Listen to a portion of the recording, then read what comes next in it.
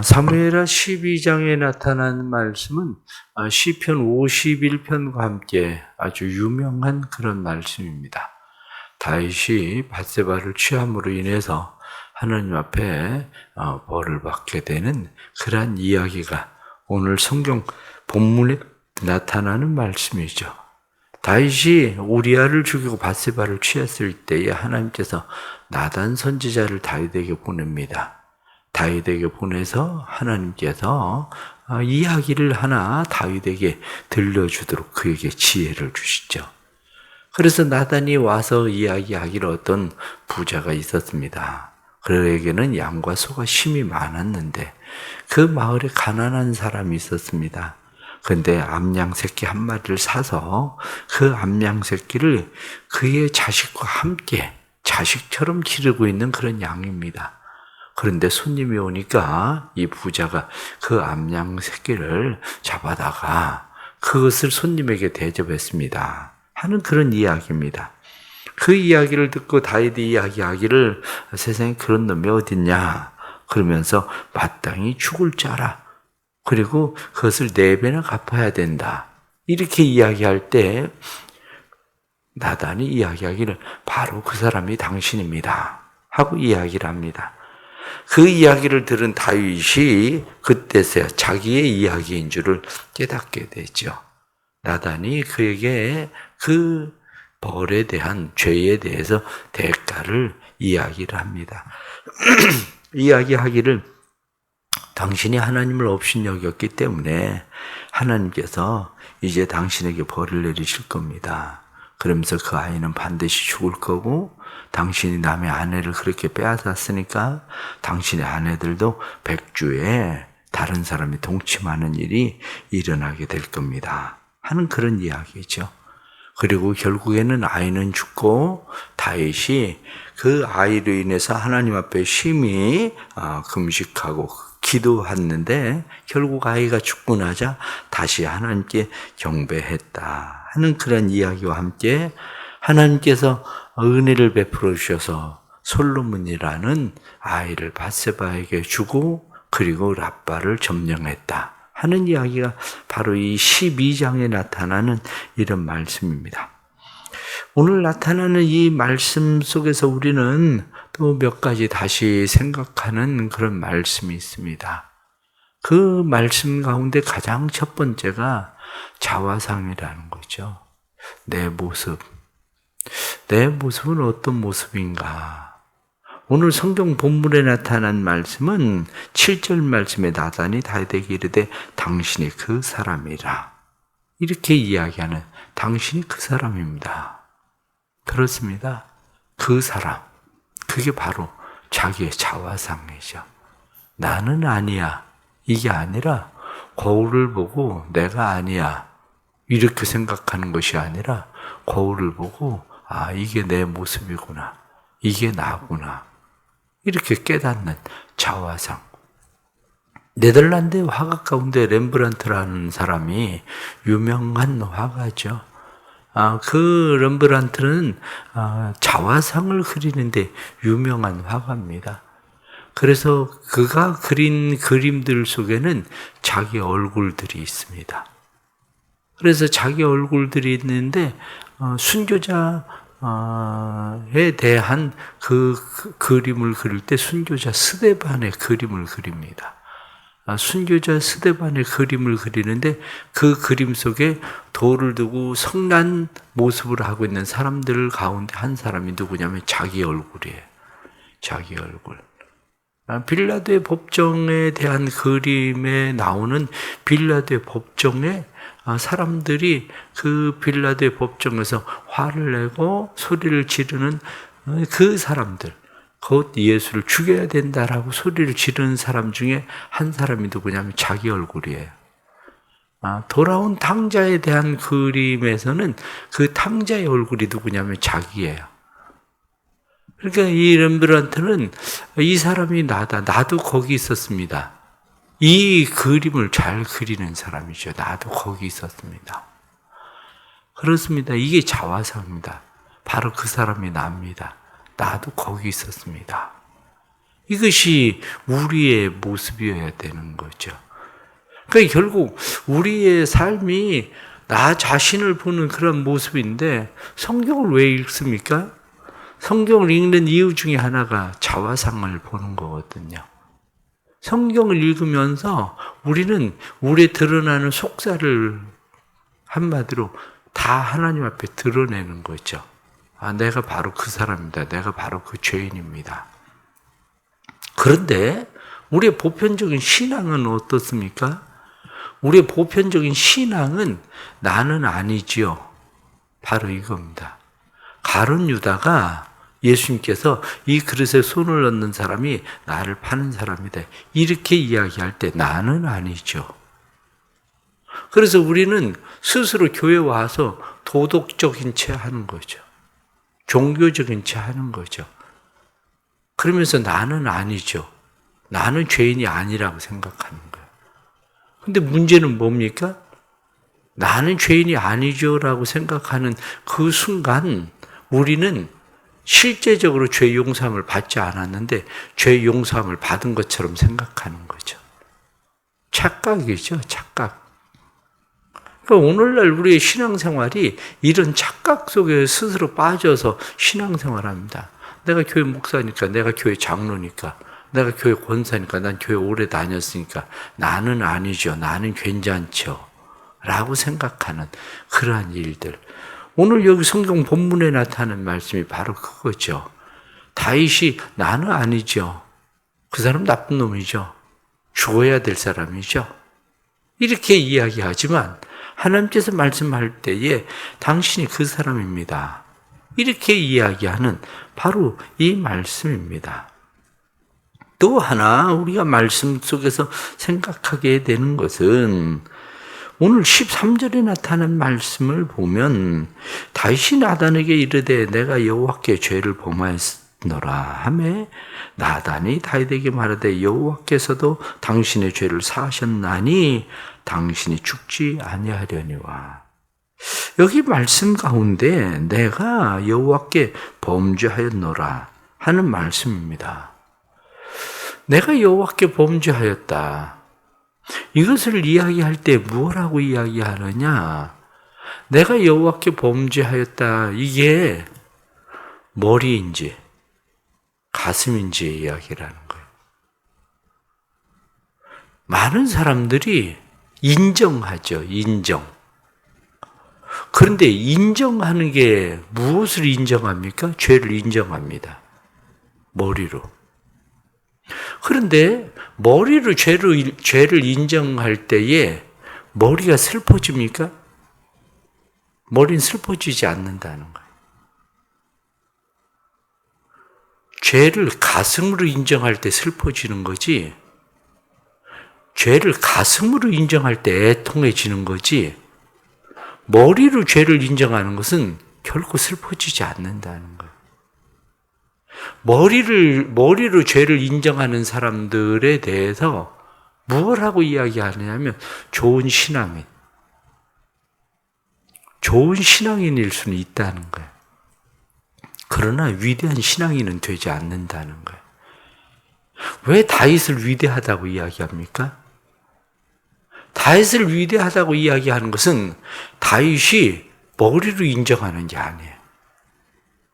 다윗이 머리로 인정하는 것이 아니라 가슴으로 인정하기 때문에 위대한 신앙인이라고 다윗을 이야기하는 거죠. 그래서 시편 51편에 나타난 말씀을 보면 그가 하나님 앞에 얼마나 절절하게 회개를 하고 있는지에 대한 이야기가 나오는 거죠. 보편적인 사람들의 신앙이 가슴의 신앙이 아니라 머리의 신앙이라는 거죠. 그래서 머리로 죄를 인정해요. 머리로. 아, 나 이런 죄인입니다. 하나님 맞습니다. 나 죄인입니다. 그러나 머리로 죄를 인정하는 한 다른 사람들이 보기에 좋은 신앙인인 것처럼 보일지는 몰라도 위대한 신앙인이 되지 않는다는 거예요. 머리로 죄를 인정하기 때문에 문제는 뭐냐면 가슴으로 하나님의 사랑을 받아들이고 하나님의 용서를 받아들이는 게 아니라 머리로 하나님의 사랑과 하나님의 용서를 받아들인다는 거. 머리로.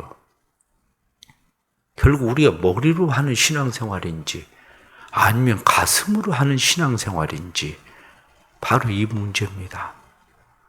그런데 다윗이 지금 여기 내가 여호와께 범죄하였노라 하매 하나님께서 그를 용서하셨다. 이렇게 돼 있는 거죠. 가슴의 신앙이어야 돼. 또 다른 하나는 당신의 죄를 사하였으니 당신이 죽지 아니하려니와 이렇게 성경이 말씀합니다. 면죄부가 아니라는 거예요.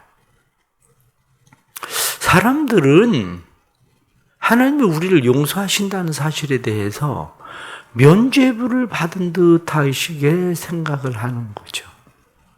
이게 신앙생활의 문제예요. 왜냐하면 면죄부를 받은 것처럼 생각하지만 하나님의 용서에는 대가 지불이 따른다는 사실을 잊어버리는 거예요. 하나님이 다윗에게 면죄부를 주셨습니까? 아니면 대가 지불을 시키셨습니까? 오늘 성경 본문에 나타난 말씀을 보면 10절 말씀에 그렇게 이야기합니다. 이제 내가 나를 업신여기고 햇사람 우리아의 아내를 빼앗아 내 아내를 삼았은즉 칼이 내 집에서 영원히 떠나지 아니하리라. 얼마나 무서운 얘기입니까? 칼이 영원히 떠나지 않겠다. 피바람이 다윗의 집에 불기 시작합니다.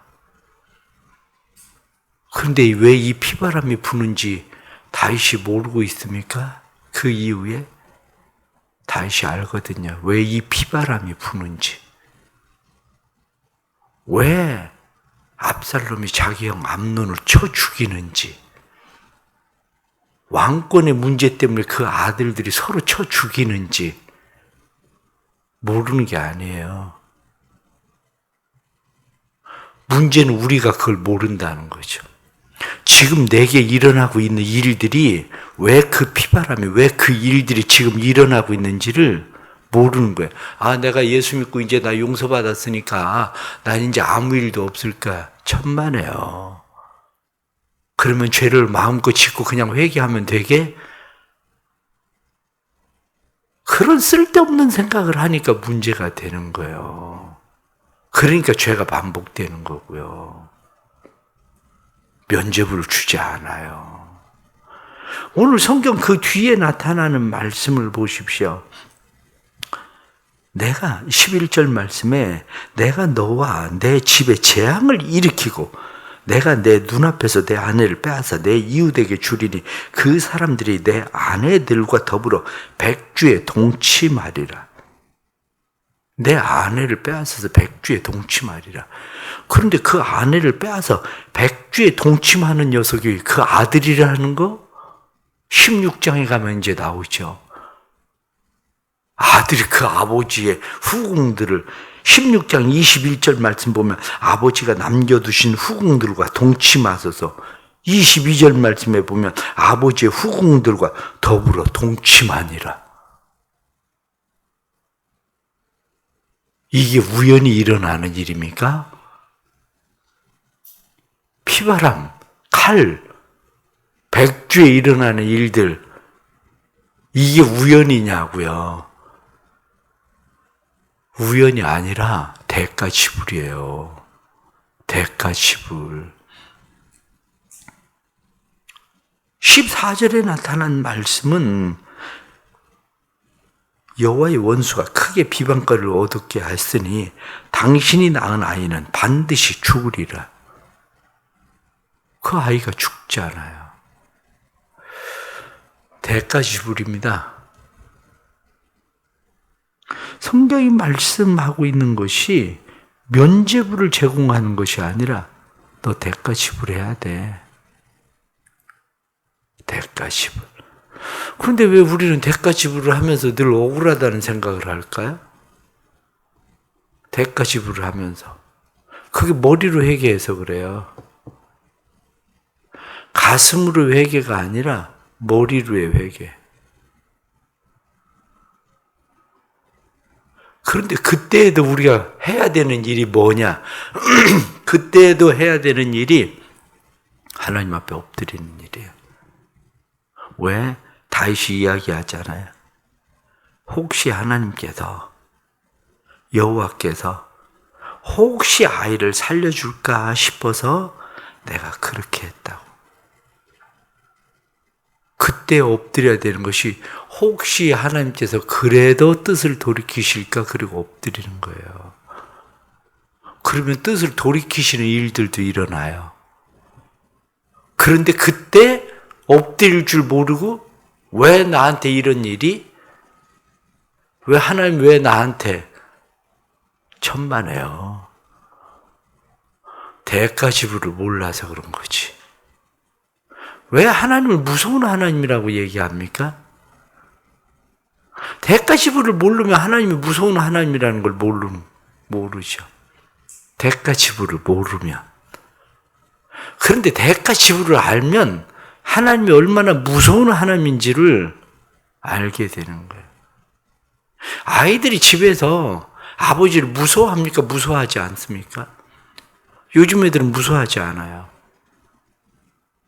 옛날에는 아버지가 무서운 줄 알았어요. 왜? 대가지불을 해야 되거든요. 그러니까 다시 그 일을 반복하지 않으려고 해요. 지금은 상관없어요. 지금은 오히려 달려들어요. 애들이 지 아버지한테, 지 엄마한테.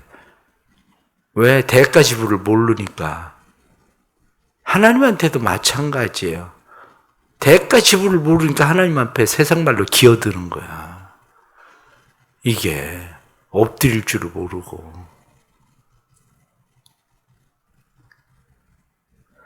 오늘 성경 본문에 나타나는 이런 말씀들을 우리가 보면 중요한 것은 돌아서는 능력입니다. 돌아서는 능력이 회개하는 능력이고 반복하지 않는 능력이고, 돌아서는 능력이 우리의 삶에 필요한데, 돌아서는 능력을 두 가지 이야기할 수 있습니다. 하나는 말뚝 뽑아버리기. 말뚝 뽑아버리기라는 이야기는 무슨 얘기냐면, 그런 일들을 만났을 때에 사람들은 어떤 일이 생깁니까? 좌절합니다. 낙담합니다. 한번 이 좌절과 낙담이라는 것에 사람들이 빠지기 시작하면, 포기하게 되면 말뚝이 꽂혀요. 그 말뚝을 못 뽑아요. 아, 하나님이 대가 지불을 한다고 하셨으니까, 그래, 우리 집엔 피바람이 끊임없을 거야. 그래, 나한테는 언젠간 그런 일이 일어날 거야. 이게 말뚝이에요. 그런데 진짜 회개한다는 게 뭐냐? 진짜 회개한다는 것은 그 말뚝을 뽑을 수 있는 것을 회개한다고 이야기하는 거예요. 그런데 그 말뚝을 뽑는 일을 무엇라고 이야기하느냐? 말뚝을 뽑는 것을 브레넌 매닝이라고 하는 사람은 우리에게 이야기할 때, 우리가 죄인임을 부인하는 거, 거기에 있는 건 아니에요. 한마디로, 난 죄인입니다. 그래, 난 죄인이라 이제 어쩔 수 없다. 이게 아니라 사실은 하나님의 사랑 받아들이기라고 돼 있어요. 하나님의 사랑 받아들이기. 그러니까 하나는 말뚝을 뽑아버리는 거고, 돌아서려면, 또 하나는 하나님의 사랑을 받아들이고 전진하는 거. 하나님의 사랑을 받아들이지 못하면 전진하지 못한다는 거예요. 하나님의 사랑을 받아들일 수 있어야 말뚝을 뽑고 앞으로 전진할 수 있는 거죠. 하나님의 사랑을 받아들일 수 있어야. 어떤 상황을 무릅쓰고라도 우리를 구원하시는 하나님을 받아들이는 데 있다. 상황들이 계속 우리에게 그런 상황들이 일어나도 여전히 하나님의 사랑을 받아들이고 그냥 하나님 앞에 우리를 세우는 거예요. 그게. 오늘 그것을 성경이 표현하고 있는 말씀을 무엇라고 성경이 표현하고 있느냐? 오늘 이 말씀을 표현하고 있는 것을 마침내 여기 성경 29절 말씀에 보면 다윗이 모든 군사를 모아 랍바로 가서 그곳을 쳐서 점령하고, 11장 1절에 시작되던 이야기가 무슨 이야기가 시작되고 있느냐면 11장 1절에 왕들이 출전할 해가 다가와서 랍바를 에워싸고 그는 예루살렘에 그대로 있었다. 그런데 오늘 말씀 마지막에 나오는 이야기는 무슨 얘기냐면 랍바를 점령했다. 무슨 얘기입니까? 그 이야기는 단순히 랍바를 점령했다 그 얘기가 아니라 다윗이 자기의 삶에 죄의 문제를 점령했다고 얘기하고 있는 거예요. 그리고 다시 돌아갔다. 오늘 말씀에 예루살렘으로 돌아가니라. 원래 위치, 그 위치로 돌아갔다는 거예요. 원래 위치로. 혹시 죄의 대가 지불 때문에 낙심해 있습니까? 좌절해 있습니까? 말뚝을 뽑으십시오.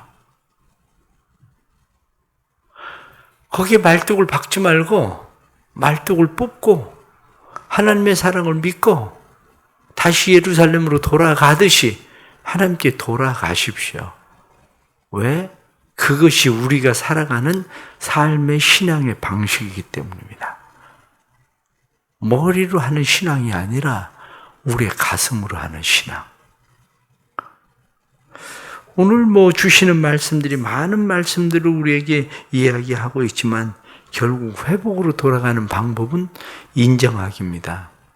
내 자화상을 보고 하나님 앞에 죄인이라는 사실을 인정하는 것.